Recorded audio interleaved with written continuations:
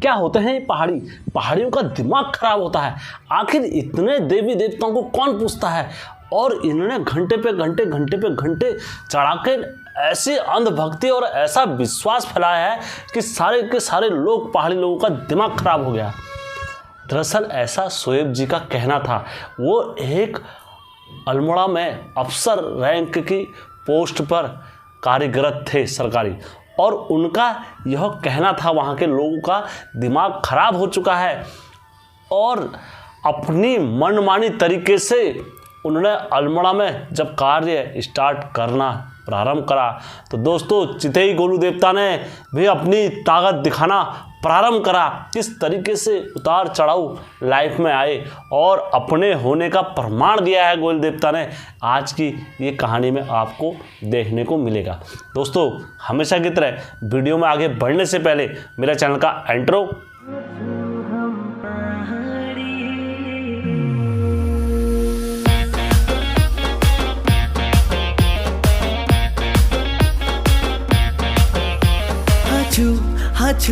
हाचू हम पहाड़ी। जय बीरकारा बजरंगी, हर हर हर हर हर हर हर महादेव। आप सभी के परिवार के ऊपर महादेव की कृपा और बजरंग बली का आशीर्वाद हमेशा बने रहने चाहिए। दोस्तों यदि आप लोगों के पास भी कोई सत्य घटना और कोई ऐसी कहानी है जहां पर कोई भी पुराना इंसाफ न्याय या आपके घर के पितरों ने या भूत भूतनी कोई से भी देवता ने अगर करा है, आप हमारे चैनल के साथ एक कदम बढ़ाना चाहते हो तो दोस्तों आप मेरे साथ वो कहानी भेज सकते हो। मैं अवश्य आपकी कहानी सत्य समझकर ही अपलोड करता हूं। तो दोस्तों कहानी में आगे बढ़ते हैं। दरअसल ये सत्य घटना जो मेरे पास आई, ये राकेश जी के माध्यम से मुझे सुनाई गई, और राकेश जी को ये कहानी जो सुनाई गई थी उनके दादाजी के द्वारा ये कहानी उनको सुनाई गई थी, तो उन्होंने ये कहानी मेरे साथ शेयर करना उचित समझा। तो दोस्तों आज की सत्य घटना पर आगे बढ़ते हैं। आज से 2002 से पहले जो कुछ भी हमारा उत्तराखंड था दोस्तों, ये दरअसल यूपी में आता था, और उस टाइम पर लोगों की पोस्टिंग सरकारी कार्यकाल में या कुछ भी पोस्टिंग जिसकी नई नई होती थी सरकार में, तो उनकी परीक्षा लेने के लिए कहाँ भेजा करते थे? उनको पहाड़ भेजा करते थे, उस स्थान पर भेजा करते थे जहाँ पानी नहीं, जहाँ छप्पर नहीं, जहाँ पर रहने की कोई सुविधा ढंग की उपलब्ध ना हो, उस स्थान पर इनको सरकारी नौकरी करने के लिए इनकी पोस्टिंग करा करते थे। तो दोस्तों ऐसी एक परिवार जो यूपी साइड के रहने वाले थे, तो उस टाइम पर जो पोस्टिंग हुई इनकी उत्तराखंड अल्मोड़ा ज़िले में हुई, और ये अफसर रैंक के कोटे पर आए थे वहाँ पर, और अच्छी पोस्ट में थे।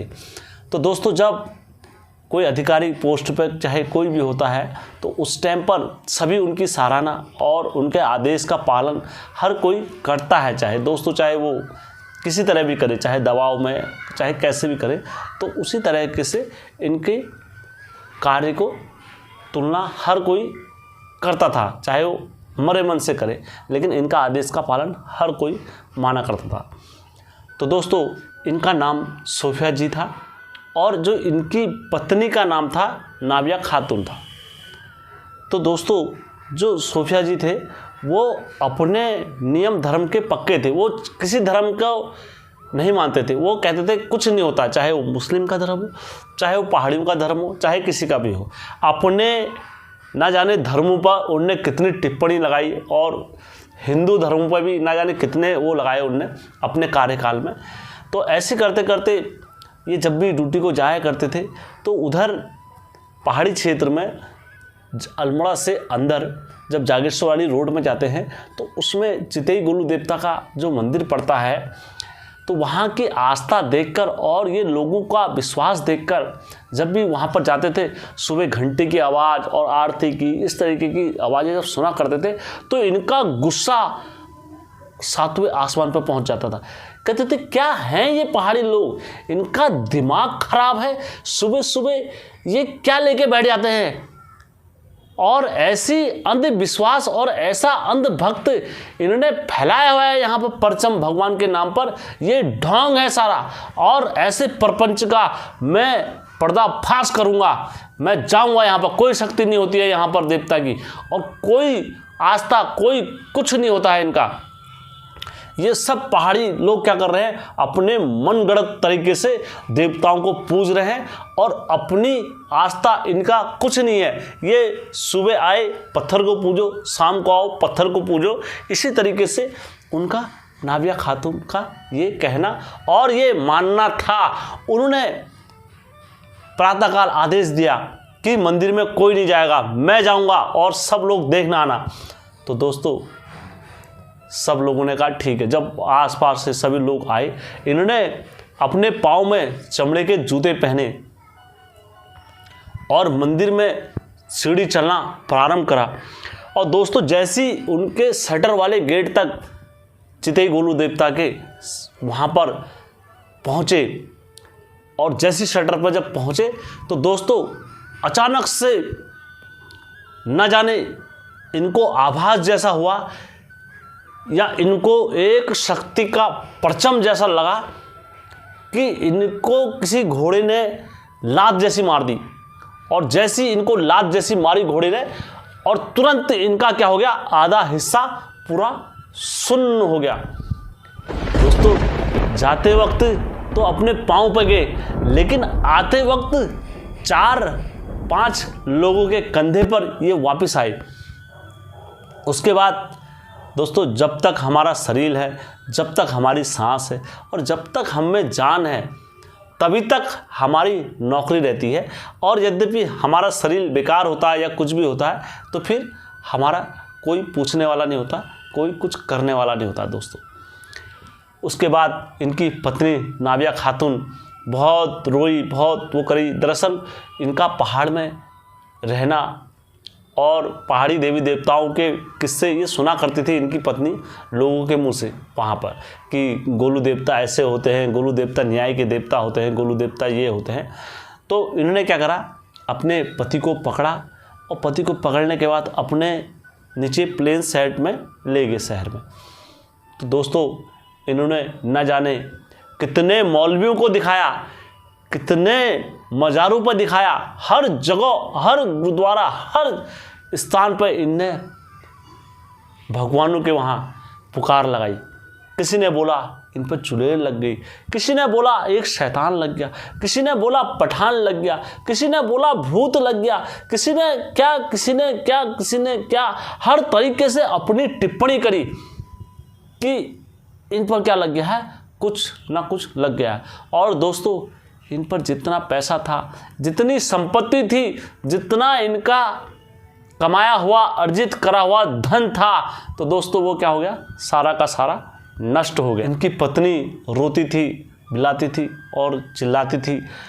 तो दोस्तों इनका आप यकीन नहीं मानोगे दोस्तों, जब सोफिया जी रात में सोते थे तो इनको रात्रि में सफ़ेद घोड़ा दिखाई देता था, और उस पर बैठा हुआ एक तेजमान व्यक्ति दिखाई देता था, जिसके मुख पर मानो सूरज जैसा तेज, और घोड़े की गति इतनी तेज रहती थी, वायु वेग से तेज रहती थी, इतने तेजी से वो घोड़ा अपनी ओर को आते हुए देखते थे, और सुबह को चारपाई से नीचे गिरा हुआ अपने आप को पाते थे। ऐसा इनके वहाँ 1 दिन नहीं, 2 नहीं, 3 दिन नहीं, 4 दिन नहीं, कई रातों तक चलता रहा इनके वहाँ ये सिलसिला।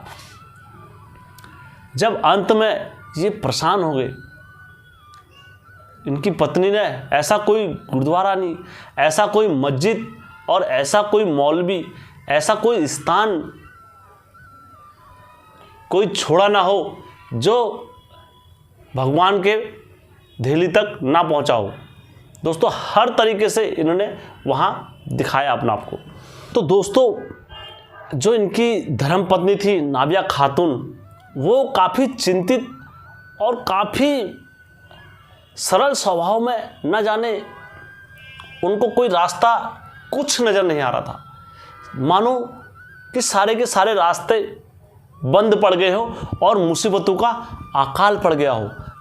इस तरीके से इनके घर में विपदाओं के पहाड़ टूटते रहे और कोई भी कार्य करते थे वो कार्य में अपना भी विघ्न कैसे न कैसे पड़ जाती थी। तब इनकी पत्नी को ध्यान आया कि यार मैं जब पहाड़ में थी तो वहाँ पर जो देवता को पूजा करते थे वो कहते थे न्याय के देवता हैं, वो गोलू देवता हैं, क्यों ना मैं एक बार उनका ध्यान लगाऊं और वो न्याय के देवता होंगे तो अवश्य मेरी बात सुनेंगे और मेरा फैसला करके जाएंगे आज। तो दोस्तों शाम का टाइम था तो इनने अपने मनी मन में ध्यान लगाया। इनने कहा हे गोलू देवता, तुम न्याय के देवता हो, तुमने ना जाने पहाड़ों में कितने घर उजड़ते हुए घरों को आबाद करा है और इतने घरों की पुकार तुमने सुनी है। आज मैं दुखियारी तुम्हारी शरण में आई हूँ, क्या गोलू देवता तुम मेरी ये पुकार नहीं सुनोगे? तुम होगे उत्तराखंड के न्याय के देवता और तुम्हारे कानून तक अगर जाती होगी आवाज़ तो मेरी आवाज़ अवश्य तुम्हारे कान तक जाएगी और मेरे न्याय का फैसला तुम अवश्य करोगे गोलू देवता। बीच में चपड़ खान की ढाक ला रहे जो मामू क्या कारी से माता मान जाल गोरी से मामू की ढाक ला रहे चपड़ खान में पर्दा चपड़ा खाना ढाका बोली रे जा तेरी यादा ढाका बोली रे जा चपड़ा खाना ढाका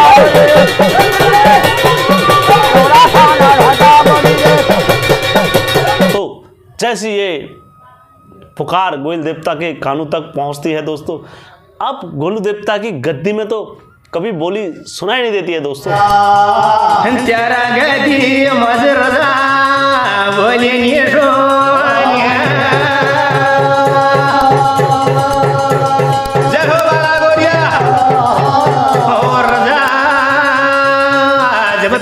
उसी दिन रात को नाबिया खातून को एक सपना होता है।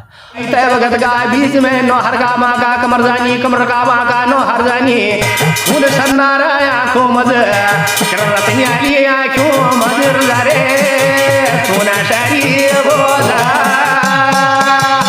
और सपने में जो देखती है वो इनके लिए किसी अचंभव और चमत्कार से कम नहीं था दोस्तों।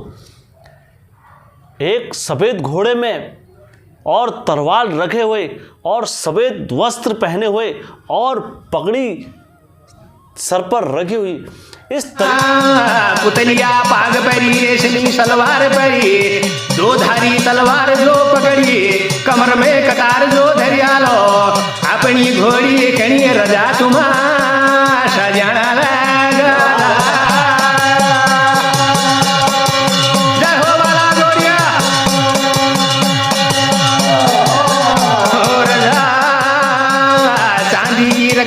धरी सुंदरी जी ने जो धरी हालिए राता भोजी मधुर तुम हो सवारा है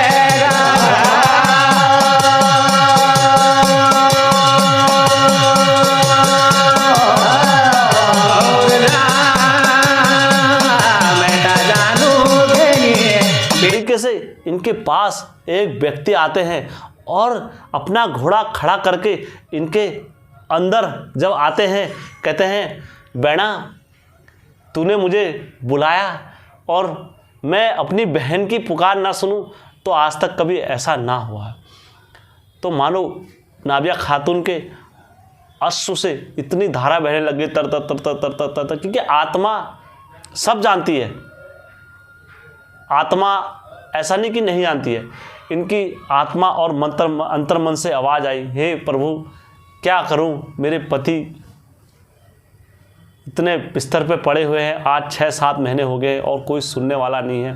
तब उन्होंने कहा बेना तेरे पति ने तो यार पाप नहीं महापाप करा है और इसके लिए तो मृत्युदंड ही उचित था, पर जिस तरीके से तुम्हारी भक्ति है और जिस तरीके से तुम्हारा जो उत्तराखंड के देवी देवताओं की स्टोरी सुनने का आभास था, ये उसी कारण से मेरा इन पर दोष अधिक नहीं पड़ा है बेना, कहती प्रभु कैसे ये दुख दूर होगा और कैसे मेरे परिवार का ये कष्ट दूर होगा, आप मुझे बता दो प्रभु।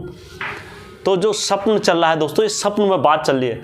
तो गोल्ड देवता उनसे कह रहे हैं ये एक शर्त पर ठीक होगा, जब ये गलो बंद होके आएगा और वो भी गाय के रस्से से गलो बंद होकर आएगा, तब जाके सीढ़ियों पर इसे लेकर आना होगा चितई गोल देवता के मंदिर में, तब जाके ये ठीक होगा। जा बेटा जा, ये भी पुकार है हमारी, जा। तो तुरंत उनके नेत्र खुलते हैं। और तो दोस्तों इनके धर्म वाले जितने भी लोग थे उन्होंने सब ने मना करा, क्योंकि गाय इनके धर्म में अलाउ नहीं होती है। तो उन्होंने कहा कहाँ तुम हमारे मुस्लिम समाज को लज्जित करोगे, और ऐसी चीज़ें हम कोई नहीं मानते हैं, ऐसा नहीं होना चाहिए कतई। लेकिन दोस्तों एक कहावत है, जिसका मरता है मुसीबत भी उसी पर आती है। और मरता क्या नहीं करता, जब किसी के प्राण अटके होते हैं उस टाइम पर, चाहे कोई हिंदू हो चाहे मुस्लिम हो, अगर कोई हिंदू से बोल देगा किसी मज़ार पर चले जाओ तो हिंदू भी चले जाता है। तो ये तो नियम अनुसार बदा रहता है। तो इनसे ठीक जो सपनों में आया था, इनने कहा मैंने इतना मौलवी उनका कहना मान लिया, एक बार जो मुझे स्वप्न में बताया है क्यों ना मैं उसको भी मानूं एक बार। जैसी ये अपने वचन और अपने शब्द लेके वहाँ जाती है गाड़ी हाड़ी बुक करके, और वहाँ के लोगों से कहती है कि यार कोई अपनी गाय का गले का रस्सा दे दो। तो एक महिला लोग वहाँ गाय का गले का रस्सा लेकर आते हैं और इनके पति के गले में बांधते हैं। और दोस्तों जैसे जिस तरीके से एक बछड़े को ले आते हैं, जिस तरीके से एक बकरे को ले आते हैं, जिस तरीके से गाय बछिया बछड़े चाहे कोई भी हो, अन्य व्यक्ति कैदी वगैरह, उस तरीके से इनके पति को ले आया जाता है, गलो बंद करके रगड़ के ले आया जाता है। और इनके पति नतमस्तक होके जाते हैं। जहाँ पर जिस सीढ़ी पर इनको लकवा मारा था उसी सीढ़ी के गेट पर जब ये पहुँचे तो दोस्तों इनका लकवा अचानक गायब हो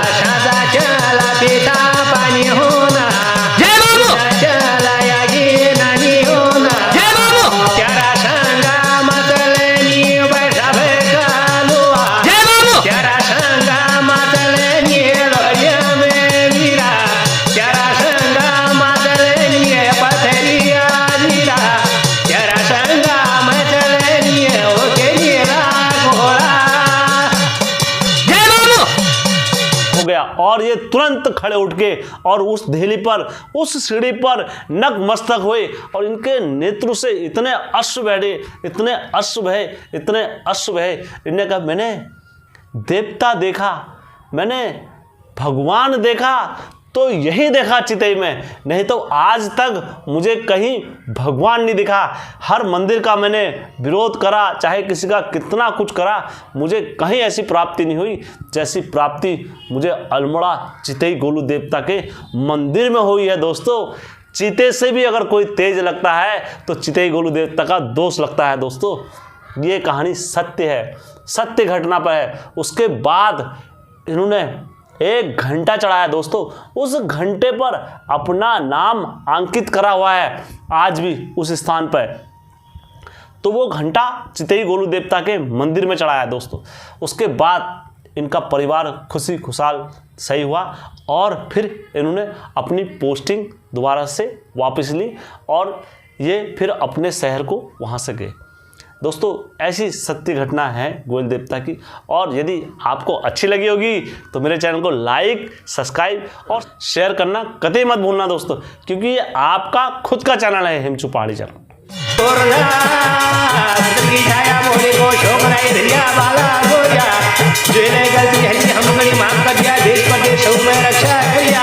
महामारी हरे बन दिया मेरा प्रभु मान का बोलो